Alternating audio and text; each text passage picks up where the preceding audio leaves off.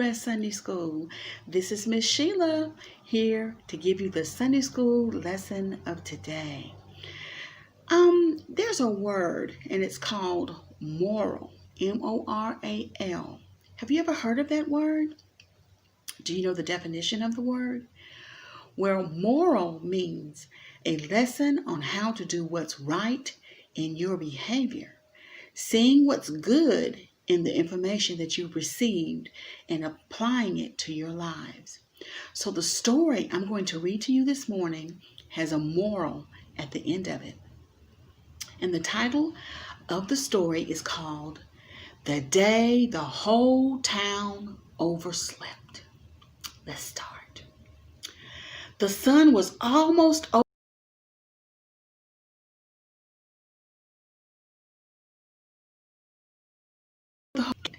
Nobody around as she stretched out her wings to prepare for the day. Casey tried to convince herself that her job was important, but nothing seemed to help her feel better. You see, Casey had a very simple task, really. As the town's only cuckoo bird, she was in charge of standing on her perch just before the sun came up at 6:30 a.m., and then later at noon, and then again at 5 o'clock. When the clock bells rang, Casey would pop out of the town cuckoo clock right in the middle of the town square. And she sings her cuckoo songs, and then she would pop back in until the bells rang again. The clock's bells were old and could barely be heard even inside the square, but Casey's strong, clear voice could be heard loud and clear, even as far as 4 towns away. But today, she was feeling her saddest ever. At the ringing of the morning bells, Casey peeked out from the door of the clock base and started singing, "Cuckoo, wake up, wake up, the sun is coming round, so hop out of bed and come on into town." As she looked down over the town, she could see the people in their homes flitting and fluttering about, climbing out of bed and making their breakfast. But instead of popping back into her clock, she turned around with a heavy heart and shuffled back in. Noon wasn't much better. Look at all those people. I bet their jobs are important. Nobody even notices I'm around. Her voice quivered with sadness as she sang, "Pause for a while to smile, pause for a while to smile." Casey walked back into the clock, but stopped at the mirror in the hallway. "I'm useless. Nobody needs me anymore. They're all too busy to notice me." Casey lay down in the bed Mr. Pickle had made for her. Mr. Pickle was the town watchsmith. He came by once a month to oil the clock, check its springs, and replace any rusty parts. As she pulled the blanket up to her head, Casey cried herself to sleep. She was jolted awake by the sound of the 5 o'clock bell. "Oh, I'm late!" Casey ran out to her perch, but nobody seemed to notice she hadn't chirped yet. "See, I knew my job wasn't important," she thought as she sang, "Tra-la-la, tra-la-lee, go on home to your families."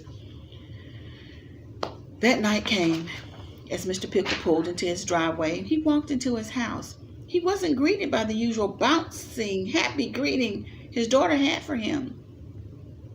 "What's wrong, Pumpkin?" he asked his daughter, Grace. "Daddy, I think something's wrong with Casey," said Grace. "Who?" asked Mr. Pickle. "Casey, you know, the cuckoo in the cuckoo clock," said Grace. "Oh, of course. How could I forget?" he said. "What do you mean something's wrong with Casey? Haven't you heard her today? She sounds so sad. Something awful must be happening to her," Grace said. "Maybe she has a cold." "You should go take her some soup," said Grace, her eyebrows wrinkling with worry. Mr. Pickle looked at the concern on his daughter's face. "Okay, my dear, you got it. First thing Tomorrow morning, I will go to town and take Casey some soup. But the next morning, the strangest thing happened. The bells rang, but Casey never came out of the clock. On the outskirts of town, Mr. Pickle woke up to a giant pink tongue licking his hand. He slowly opened his eyes, and it was the Pickle's dog, Beaver. "What's the matter, Beaver?" asked Mr. Pickle. Beaver was never the first one out of bed. He was old, and usually he waited for Mr. Pickle to go to work, and then Grace to get up for school before he even started his day. Beaver never barked. It was just not his way, but Mr. Pickle still knew something was terribly wrong. He jumped out of bed and he looked out the window. The sun was up and shining high in the sky. He hurried to put on a clean shirt. "What is it? What's the problem?" said Mrs. Pickle. Mr. Pickle threw back the curtains. "Look, out there!" he shouted excitedly. "What do you see?" "Why, I see nothing," said Mrs. Pickle, rubbing her eyes.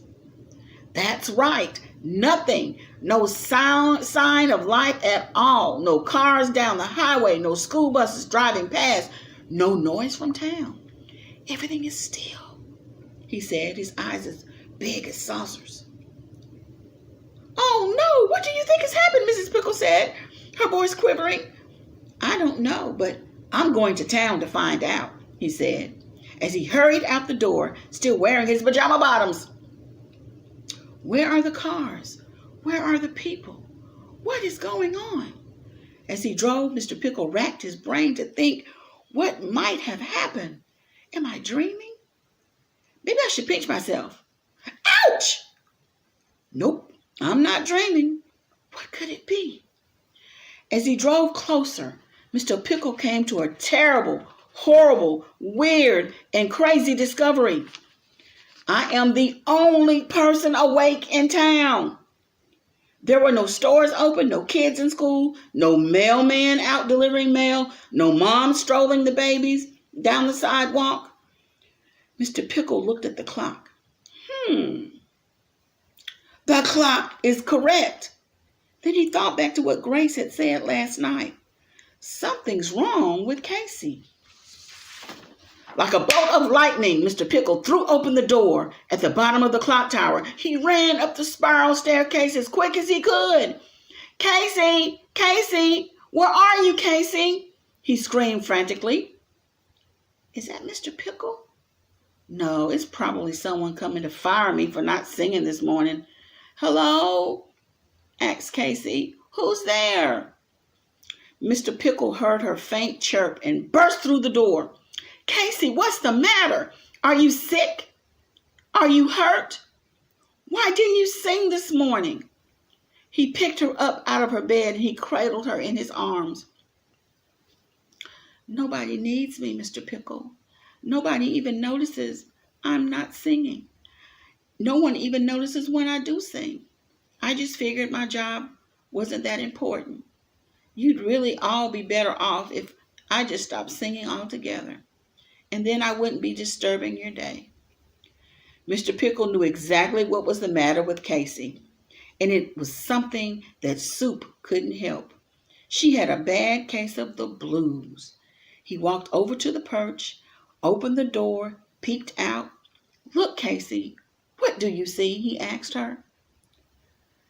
"Nothing," said Casey. "Exactly. And do you know why there's nothing to see?" Mr. Pickle asked. "No, why?" asked Casey curiously. "Because all of the people in town rely on you to wake them up. The bells are too quiet. We need your cheery voice to tell us to get out of bed each morning. Right now, everyone is still asleep." But Casey wasn't convinced. "I don't believe you," she said to Mr. Pickle. "I know you mean well, but I only sing 3 times a day. How can that be helpful to everyone?" Mr. Pickle pointed to the houses in town. "See those families? They never woke up this morning. They're all asleep. See that school?" he asked, pointing in the other direction. "There are no kids in it. Nobody's there on the sidewalk. Nobody's on the road. The whole town overslept because nobody heard your beautiful call this morning. We need you, Casey.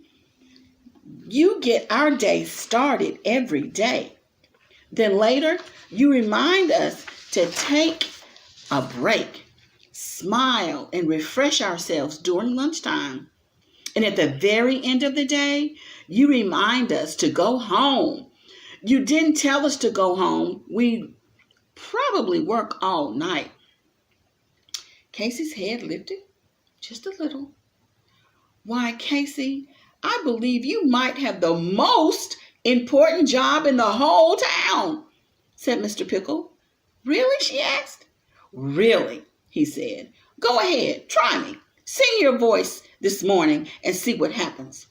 So Casey stood out on the perch, lifted her head, and she sang, wake up, the sun is coming round, so hop out of bed and come on into town. All of a sudden, Casey's eyes widened in shock. The whole town came alive. People started stirring, children rubbed their eyes and climbed out of their beds, and the sound of the cereal being poured in the breakfast bowls could be heard all over the valley. I've never noticed that before, she said. All this time, I thought the people were already awake when I got out here. Casey, said Mr. Pickle, your job is much bigger than you think. Even though you believe you are not important, lots of people out there think differently.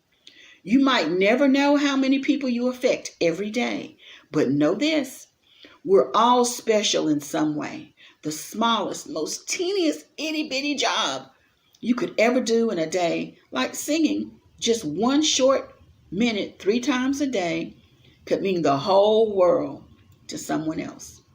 Casey beamed with pride. You really think so, Mr. Pickle? Casey, I know so. And so does the whole town that would sleep forever if it weren't for you. And from that day forward, Casey never missed another song. And as for the town, they realized just how much their beloved Casey meant to them. Starting that year and every year that on the anniversary of the day the whole town slept in, they held a special festival just for Casey, so that she would never again forget how important her small job really was. So the moral of this story is that God gives us all special gifts, no matter how small they are. Never feel you and what your gift is too small. You are important to God and to everyone else. You matter. Never, ever think less of yourself. Remember, you are important. You are special. And the special gift God has given to you matters. Love you, Sweet Red Sunday School. Have an awesome week coming up. And may God bless you.